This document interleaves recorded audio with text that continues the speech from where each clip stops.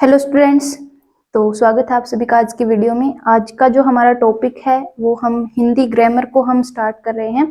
तो हिंदी ग्रामर का टॉपिक है संधि। तो संधि का जो इंट्रोडक्शन है, संधि क्या होती है, वो आज हम करेंगे। साथ के साथ उससे रिलेटेड एक और टर्म है संधि विच्छेद, वो हम करेंगे। और उसके जो भेद हैं संधि के, वो हम करेंगे इस वीडियो के अंदर। तो चलिए करते हैं स्टार्ट। तो सबसे पहले है हमारे पास संधि। संधि क्या है?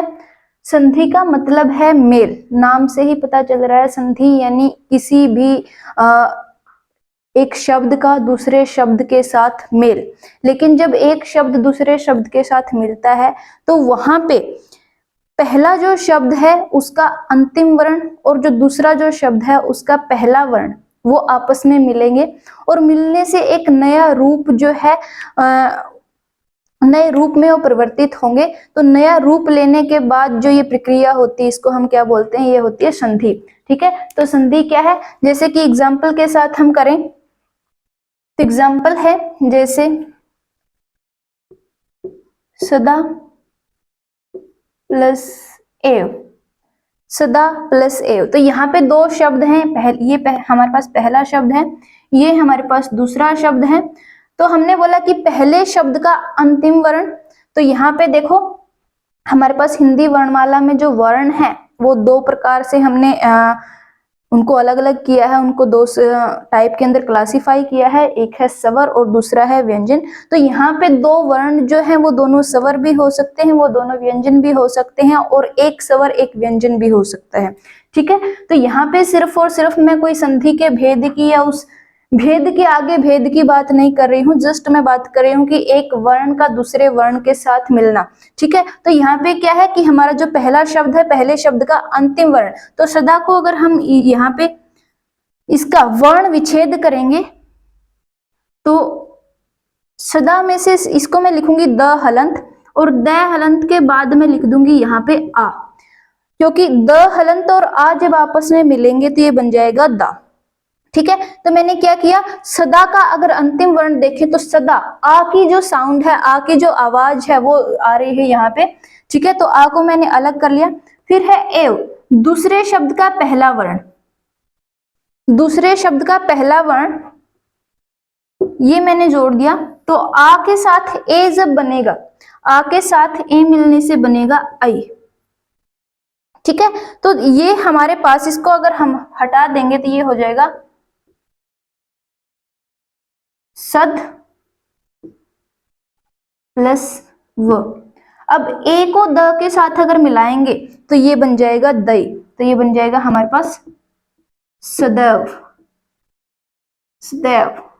ठीक है, तो ए की हमने क्या कर दी, यहाँ पे मात्रा लगा दी। तो ए जो हमारे पास जो स्वर था वो हमने व्यंजन के साथ मिला दिया, तो हमारे पास क्या आ गया, ये आ गया हमारे पास आई। तो सदैव ये बन गया। यानी दो शब्दों के मिलने से, दो शब्दों के मिलने से एक नया शब्द हमारे पास आ गया। ठीक है, तो ये जो प्रक्रिया थी जिसके अंदर हमने क्या किया, दो शब्दों की दो ध्वनियों को मिलाया और दो ध्वनियों के मिलने से एक नया रूप जो है, एक नया शब्द हमारे पास बनकर आया। इस पूरी की पूरी प्रक्रिया को हम क्या बोलते हैं? इस प्रक्रिया को हम बोलते हैं संधि। ठीक है, तो संधि की अगर हम डेफिनेशन देखें तो डेफिनेशन क्या होगी, जब दो ध्वनियां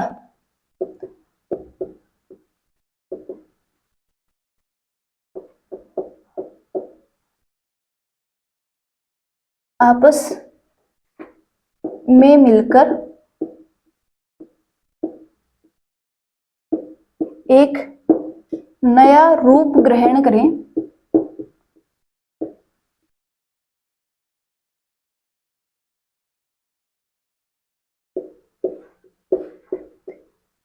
तो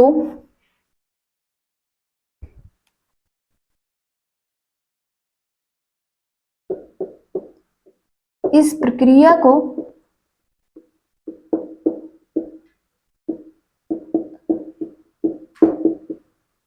संधि कहते हैं। ठीक है, तो यहाँ पे क्या था, जब दो ध्वनियां आपस में मिले और आपस में मिलकर के एक नया रूप ग्रहण करें, यानी एक नई ध्वनि जो है वो उत्पन्न करें। दो अलग अलग या दो जो समान ध्वनियां मिली और उन्होंने एक नई ध्वनि का जो है रूप ग्रहण कर लिया, एक नई ध्वनि उत्पन्न कर दी। तो जैसे यहाँ पे आ एक ध्वनि थी आ, दूसरी ध्वनि जो थी वो थी ए, दोनों के मिलने से आई, एक तीसरी ध्वनि जो है नई ध्वनि जो है वो उत्पन्न हो गई। तो ये पूरी की पूरी जो प्रोसेस थी, ये जो प्रक्रिया थी, इसको हम क्या बोलेंगे, इस प्रक्रिया को हम बोलेंगे संधि। ठीक है, तो ये था हमारे पास संधि की डेफिनेशन, एग्जाम्पल के साथ हमने की। तो उम्मीद है आपको अच्छे से समझ आ गई होगी। तो चलिए करते हैं, हमारा जो नेक्स्ट टॉपिक है वो है संधि विच्छेद। देखो यहाँ पे हमने क्या किया, दो शब्द लिए, दो शब्द हमने आपस में जोड़े, उनकी एक पहले की हमने आखिरी जो ध्वनि थी वो, और दूसरे की हमने पहली ध्वनि को जोड़ करके एक नई ध्वनि बनाई, और उस ध्वनि से हमने क्या कर दिया, एक नया शब्द बना दिया। अब दो ध्वनियों के मिलने से जो नई ध्वनि उत्पन्न हुई, एक नया शब्द उत्पन्न हुआ, उसको तोड़ करके वापिस पहले जैसे रूप में लिखना, उसको हम बोलते हैं संधि विच्छेद। ठीक है, यानी जब दो शब्दों को जोड़ करके तीसरा शब्द हमने एक नया शब्द बनाया, वो प्रक्रिया थी संधि।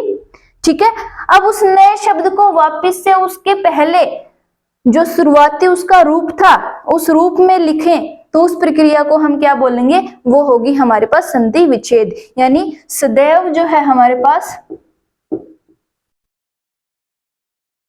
इसको हमने लिख दिया सदा प्लस एव, ये हो गया संधि विच्छेद।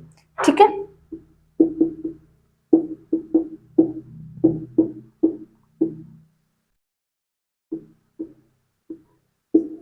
संधि विच्छेद। ठीक है, तो यहां पे एक और एग्जांपल हम ले लेते हैं, जैसे परमात्मा। परमात्मा, तो इसको अगर हम, ये क्या है, ये दो शब्दों के मेल से बना हुआ एक नया शब्द है, तो इसको हम पहले जैसे रूप में हम लिखेंगे, तो इसका संधि विच्छेद जो होगा वो होगा परम प्लस आत्मा। परम प्लस आत्मा, ये हो गया इसकी संधि विच्छेद। ठीक है, तो ऐसे ही अगर और एग्जाम्पल हम ले, जैसे एग्जाम्पल है हमारे पास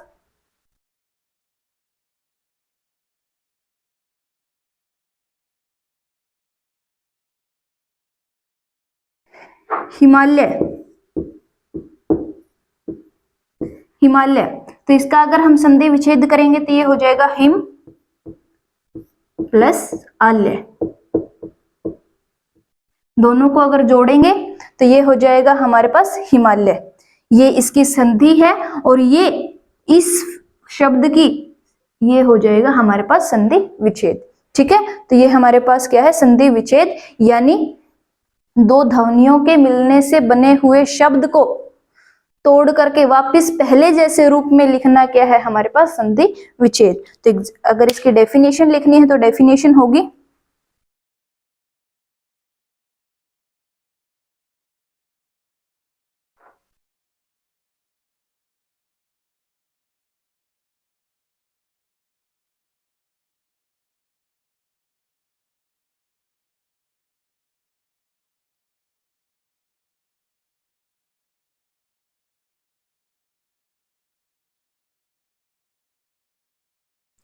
जैसे अगर संधि विच्छेद की हम डेफिनेशन करें तो डेफिनेशन क्या बनेगी, ये हो जाएगा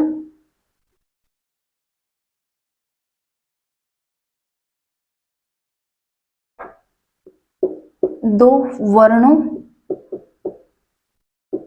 या दो ध्वनियों के मेल से बने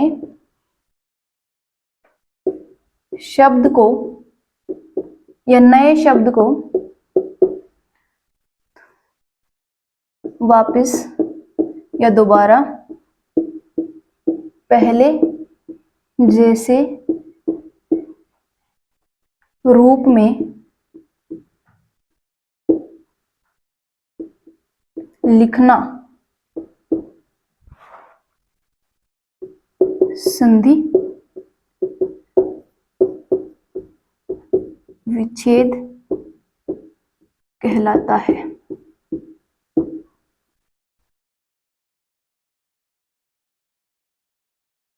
तो ये है हमारे पास संधि विच्छेद की परिभाषा, ये है संधि की परिभाषा।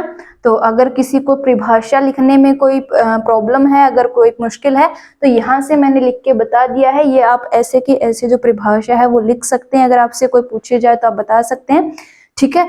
तो और एग्जाम्पल हमने कर लिए, तो आप बहुत ही आसानी से सिंपल एग्जाम्पल हैं जो आप दे सकते हैं संधि के लिए, संधि विच्छेद के लिए, ठीक है।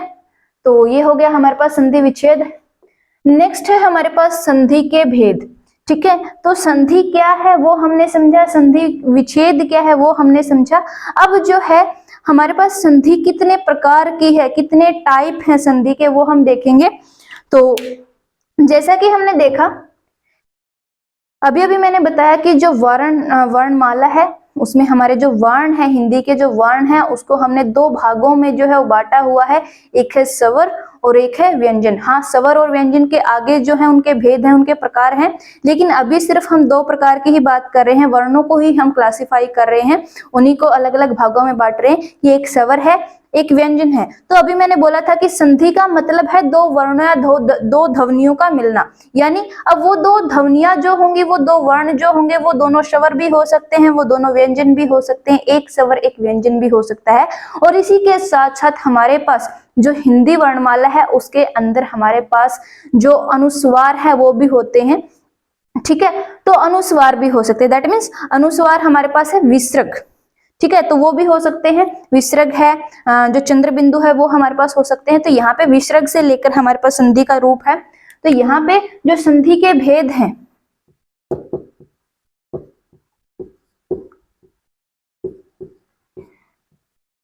संधि के भेद, संधि जो हमारे पास जो होती है वो है हमारे पास तीन प्रकार की संधि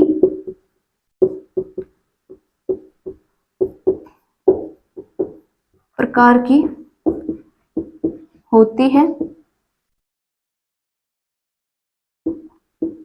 वो जो प्रकार है वो है, पहला स्वर संधि,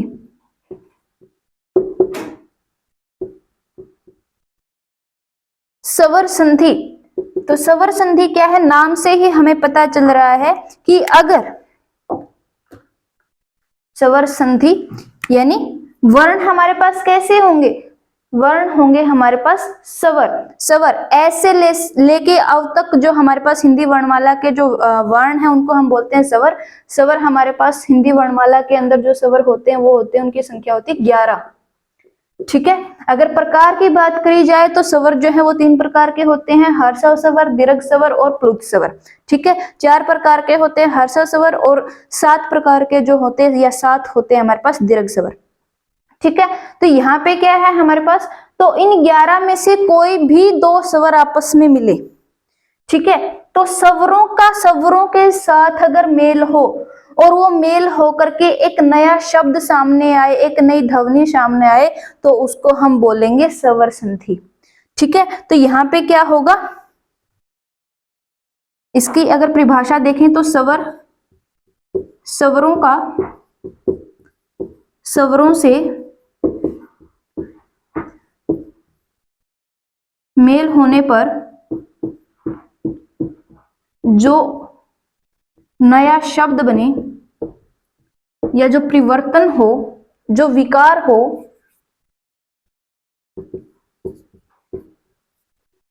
तो उसे स्वर संधि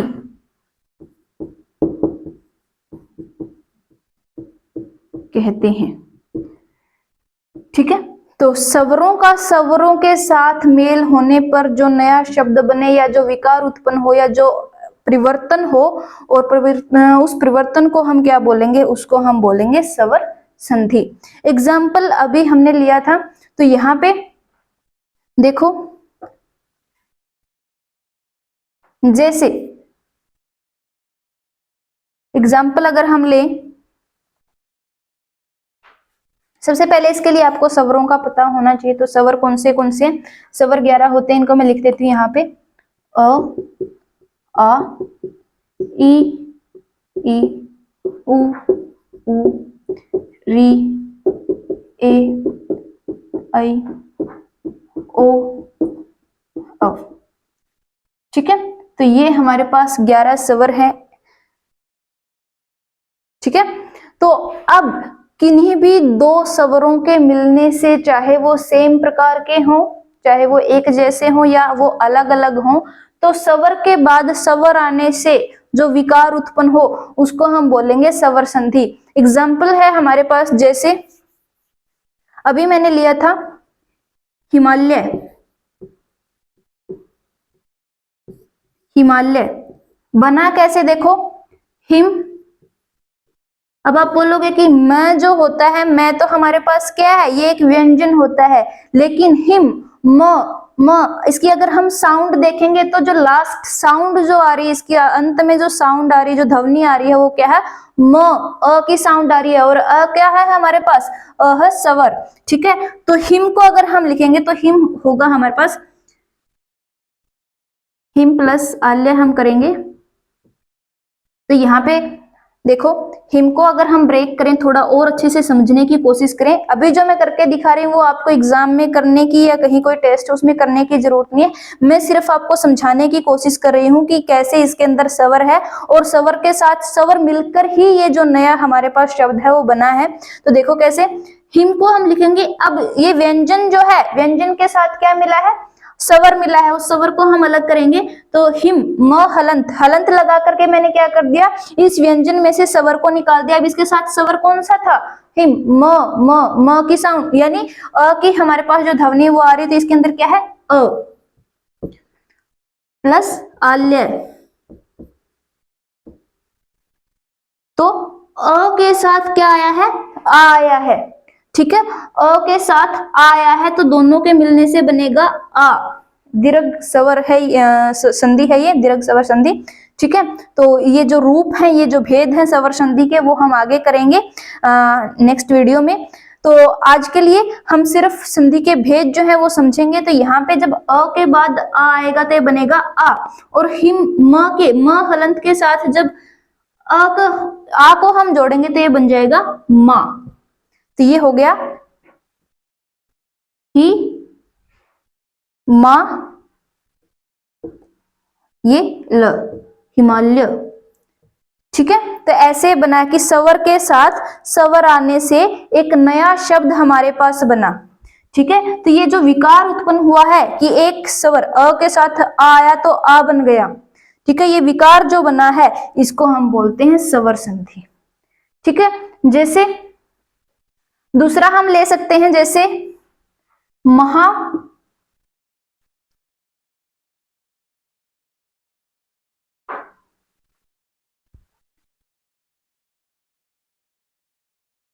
महा प्लस इंद्र, महा प्लस इंद्र। तो यहाँ पे महा, हा यानी लास्ट में किसकी साउंड आ रही है, लास्ट में जो ध्वनि है वो है आ की, और आ क्या है, स्वर, यानी इसमें भी क्या है, स्वर है। हा यानी है हलंत प्लस आ, और इसमें देखो इसका शुरुआती क्या है, इंद्र, ई भी क्या है हमारे पास, स्वर है। ठीक है, तो यहाँ पे बनेगा, इसको हम लिख सकते हैं मह हलंत प्लस आ, और ये आ गया हमारे पास इंद्र। तो आ के साथ अगर ई आए तो ये बनेगा ए। ठीक है, और है हलंत के साथ जब ए को हम जोड़ेंगे तो ये बन जाएगा हे, तो ये बनेगा हमारे पास महेंद्र, महेंद्र। ठीक है, तो जब आ के साथ ई आया, यानी हमारे पास क्या है, एक स्वर के साथ दूसरा स्वर आया। ठीक है, तो उससे क्या हो गया, हमारे पास एक नया स्वर, एक नई ध्वनि आई, इसको हमने बोला स्वर संधि।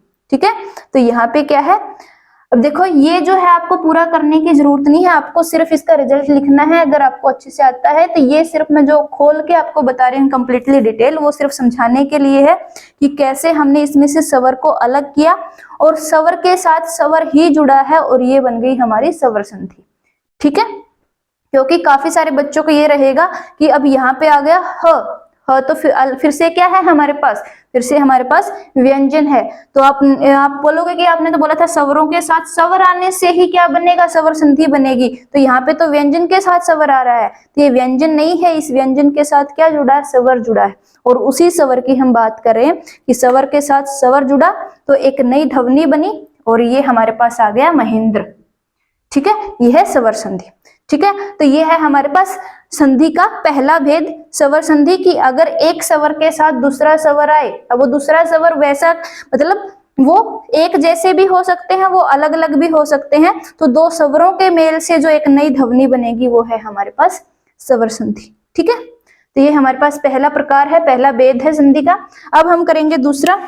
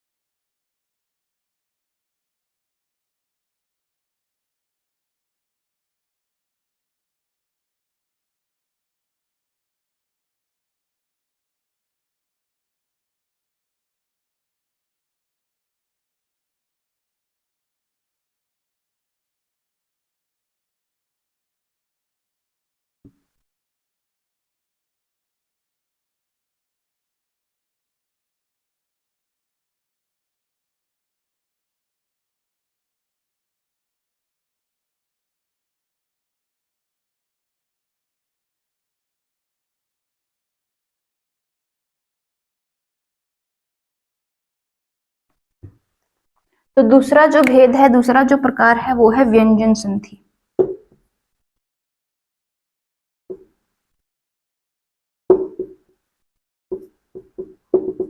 तो व्यंजन संधि क्या है, जब एक व्यंजन के साथ व्यंजन या एक स्वर के साथ व्यंजन आए, यानी एक जो हमारे पास दूसरा जो शब्द होगा, दूसरा शब्द का जो पहला जो वर्ण होगा वो होगा व्यंजन, पहले शब्द का अंतिम जो वर्ण होगा वो स्वर भी हो सकता है, वो व्यंजन भी हो सकता है।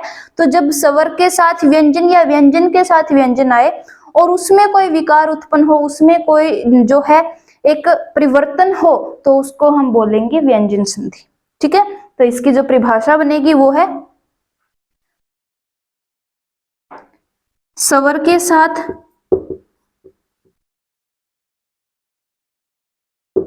व्यंजन या व्यंजन के बाद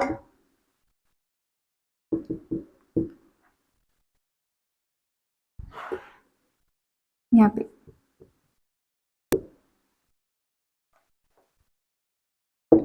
व्यंजन आने पर जो परिवर्तन हो उसे व्यंजन संधि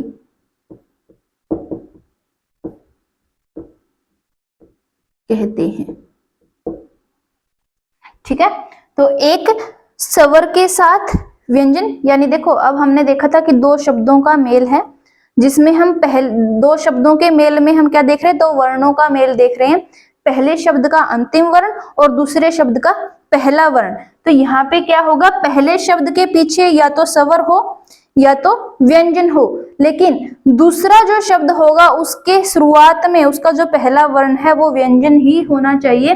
तो उसके बाद जो परिवर्तन होगा, उससे जो विकार उत्पन्न होगा, उसको हम बोलेंगे व्यंजन संधि। एग्जाम्पल है जैसे हमारे पास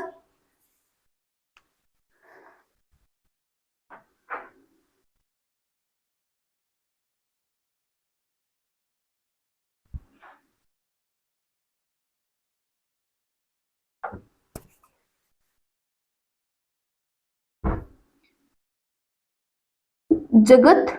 अब देखो यहाँ पे मैंने जो जगत लिखा है, इसमें तय के साथ मैंने हलंत लगाया है। हलंत का मतलब क्या है कि यहाँ पे हमने जो स्वर था इस व्यंजन में वो हमने निकाल दिया, अब ये सिर्फ एक व्यंजन है, इसमें कोई स्वर नहीं है।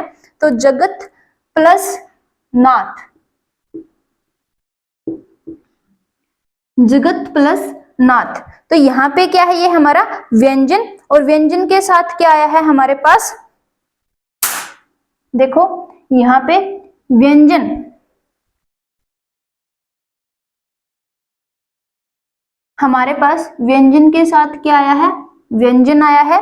तो यहाँ पे क्या होगा, व्यंजन के साथ व्यंजन आए तो यहाँ पे क्या बनेगा, हमारे पास एक विकार उत्पन्न होगा। तो त हलंत न। अब देखो न, ना जो है इसके लास्ट में भले ही साउंड आ की आ रही, लेकिन इसकी जो पहली जो ध्वनि है, जो साउंड है, वो न की साउंड आ रही है। तो यहाँ पे क्या होगा, त हलंत के साथ अगर ना अगर लगाएंगे तो त हलंत का क्या हो जाएगा, न हलंत हो जाएगा। दोनों के जुड़ने से बनेगा न हलंत, तो ये बनेगा जगन्नाथ। तो ये बन जाएगा हमारे पास जगन, न हलंत को मैंने आधा जो न है वो लिख दिया, जगन्नाथ। ठीक है, तो यहाँ पे क्या हुआ, व्यंजन के साथ व्यंजन आया, ठीक है, और उससे क्या हुआ, एक विकार बना, त हलंत के साथ न आया तो न जो है न हलंत बन गया। तो ये जो नया जो शब्द आया ये हो गया हमारे पास व्यंजन संधि। ठीक है, ऐसे ही अगर ये तो था जब हमने व्यंजन के साथ व्यंजन देखा, अब स्वर के साथ व्यंजन हो सकता है। तो जगत प्लस ईस, जगत प्लस ईस, तो हलंत यानी व्यंजन के साथ अब क्या आया है, स्वर आया है। तो यहाँ पे स्वर के साथ व्यंजन या व्यंजन के साथ स्वर हमारे पास, या व्यंजन के बाद व्यंजन आए, तो यहाँ पे क्या होगा, इसको हम लिखेंगे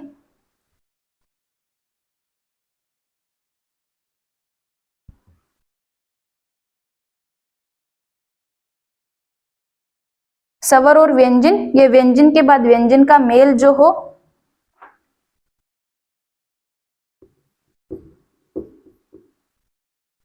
तो जगत, व्यंजन के बाद स्वर आया है, ई जो है वो हमारे पास क्या है, वो है एक स्वर, तो ये बन जाएगा जगदीश।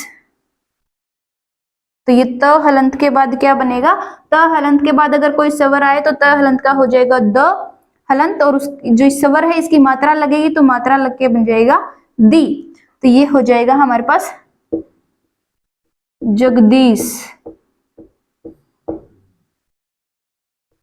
ठीक है, तो ये हमारे पास क्या है, ये व्यंजन संधि के उदाहरण है कि अगर व्यंजन का व्यंजन से मेल हो, या व्यंजन का स्वर से मेल हो, या स्वर का व्यंजन से मेल हो, तो हमारे पास जो विकार उत्पन्न होगा उसको हम क्या बोलेंगे, उसको हम बोलेंगे व्यंजन संधि। ठीक है, ये हमारे पास दूसरा भेद है या दूसरा प्रकार है संधि का। अब हम करेंगे नेक्स्ट टाइप,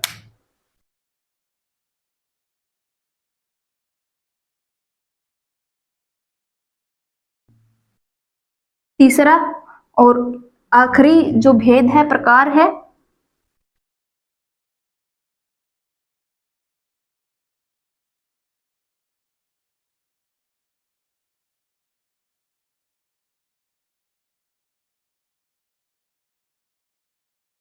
तो तीसरा जो प्रकार है वो है विसर्ग संधि।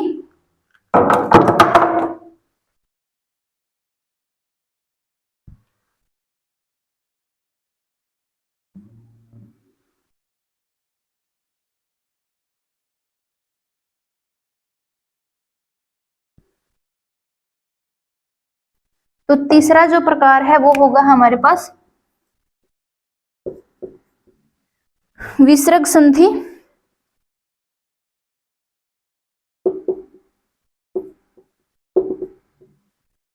तो जैसे पहले दो प्रकार हमने किया है, तो उन प्रकार के जैसे ही हमने देखो, उनमें नाम से ही हमें पता चल गया था कि स्वर का स्वर के साथ मेल था, यहाँ पे व्यंजन का स्वर के साथ या व्यंजन का व्यंजन के साथ मेल था। अब जो होगा यहाँ पे क्या होगा, विसर्ग का मेल होगा। तो विसर्ग क्या होता है, विसर्ग होता है ये दो बिंदु जो होते हैं ये वाले, इंग्लिश में इनको कोलन्स बोलते हैं। तो यहाँ पे क्या हो गया, विसर्ग, यह है विसर्ग। तो यहाँ पे क्या होगा, विसर्ग का स्वर के साथ मेल हो या विसर्ग का व्यंजन के साथ मेल हो, विसर्ग का स्वर के साथ मेल हो, यानी विसर्ग के बाद स्वर आए या विसर्ग के बाद व्यंजन आए, और उस दोनों के मेल से जो नया जो परिवर्तन आए, जो विकार उत्पन्न हो, उसको हम बोलेंगे विसर्ग संधि। ठीक है, तो यहाँ पे परिभाषा जो बनेगी वो होगी हमारे पास, विसर्ग संधि की जो परिभाषा होगी,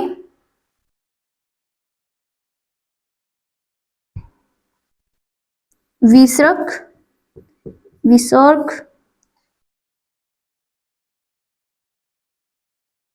के साथ कोई स्वर या व्यंजन आने पर विसर्ग में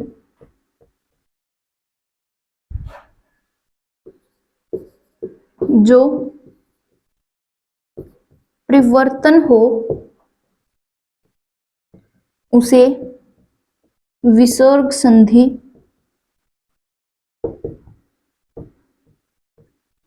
कहते हैं। ठीक है, तो विसर्ग के साथ यहां पे मैं लिख देती हूं, तो इन दो जो बिंदु हैं ये ऊपर नीचे, इनके बाद कोई स्वर आए या कोई व्यंजन आए और इससे इन विसर्ग के अंदर, इन बिंदुओं के अंदर जो परिवर्तन होगा उसको हम बोलेंगे विसर्ग संधि। एग्जाम्पल है जैसे हमारे पास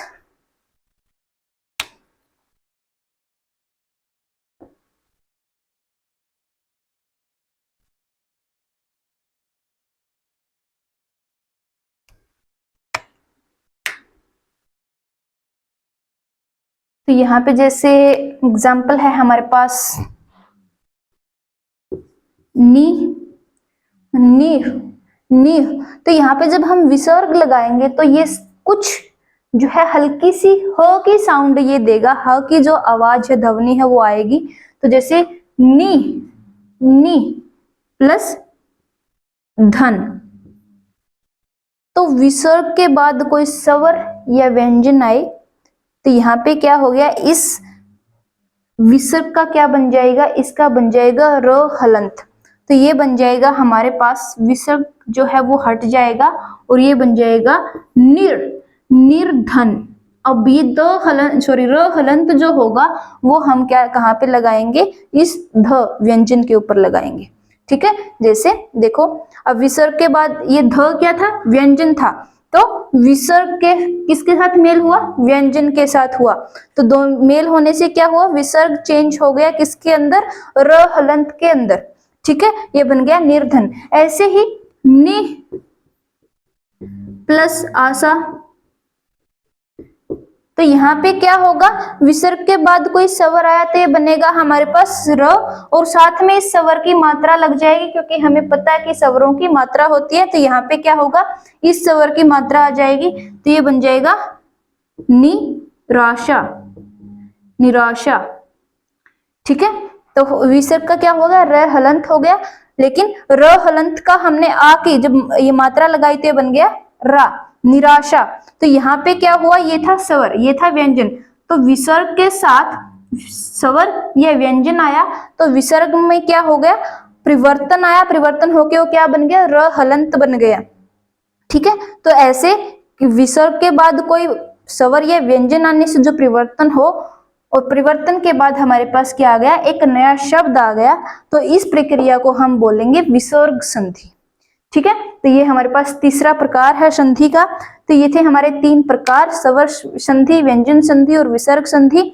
तो जो हमने अच्छे से एग्जाम्पल के साथ समझे, इनकी परिभाषा को हमने देखा, साथ के साथ संधि, संधि विच्छेद क्या होता है वो हमने देखा।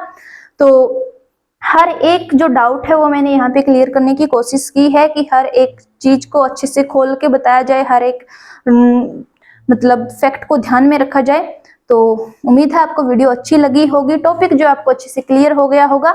हाफ जो टॉपिक हमारा रहता है वो है हमारे पास नेक्स्ट स्वर संधि के भेद, वो हम करेंगे नेक्स्ट वीडियो में। तब तक के लिए thank you very much. And अगर आपको वीडियो अच्छी लगी हो तो वीडियो को लाइक कर देना। चैनल अगर आपने सब्सक्राइब नहीं किया है तो आप चैनल को सब्सक्राइब कर लेना, वीडियो को शेयर कर देना और कमेंट जरूर करना कि वीडियो आपको कैसी लगी और नेक्स्ट वीडियो आपको किस टॉपिक के ऊपर चाहिए। तो तब तक के लिए मिलते हैं नेक्स्ट वीडियो में, तब तक के लिए थैंक यू वेरी मच।